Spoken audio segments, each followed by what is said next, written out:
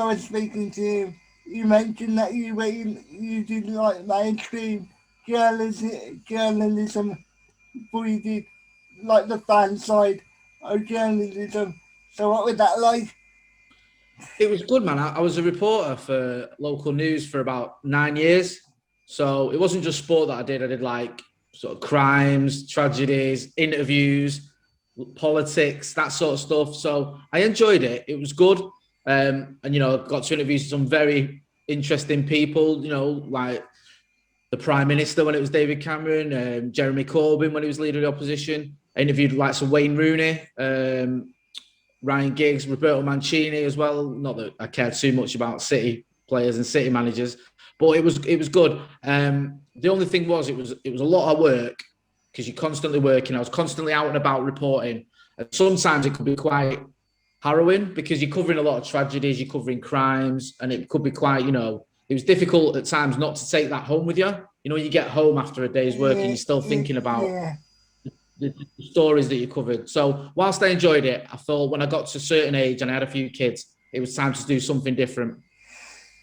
So, so, so what made you want to get into it initially? Was it like just something that you wanted to do on school? Do you know what? I was a late bloomer to it. I left school and I went to college and I dropped out of college. And then I was working for about 10 years and I was working in a warehouse and I used to hate my job and everyone else hated it. And I thought, I've always wanted to be a journalist. I've always wanted to do something around journalism. So I went back to college. I did an access course. Then I went to uni and did journalism. And then I graduated when I was 30 years old. So I was an old man by the time I graduated compared to some of the others.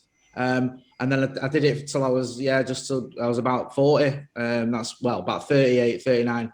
But yeah, it was something I'd always thought about, but I'd never done until I got into my mid-20s. And then I thought, if I don't do it now, probably won't ever do it. So that's when I went back to college. So really, you're the best example. Age, age doesn't really matter because a lot of people think if you haven't found your dream job by the age of 40, then you're probably not going to find it. That's what a lot of people think. But you're the perfect example of age doesn't really matter. Age doesn't matter, you're right. I mean, I thought all the chance had passed me by, or that the chance of going to uni had passed me by. And then, when I was in my sort of mid to late 20s, I just went back to college and did it and then went to uni. And I'm looking actually, even now, I'm thinking about even going back to uni now and maybe doing a master's or doing something there because I don't think you can ever say you're too old to do it. You look at what people have achieved. Some people like, George Foreman was the heavyweight champion when he was 45. How old Joe Biden is the president? He's about 78 or something, isn't it? Yeah. So you're never too old. I mean, people are, anyone who says, "Oh, you're too old to do that," just take a notice. If you think you can do something and you want to do it, then you should go for it. But do you think that's also a society problem? The way society is set up, I think it's set up in a way that if you don't achieve something by a certain age, then you're seen as a failure. I couldn't agree more. I think that happens in a lot of walks of life, especially as well with football. If you look at now, we write players off by the time they're 22, 23, and we say, oh, he's not good enough, or he won't make it.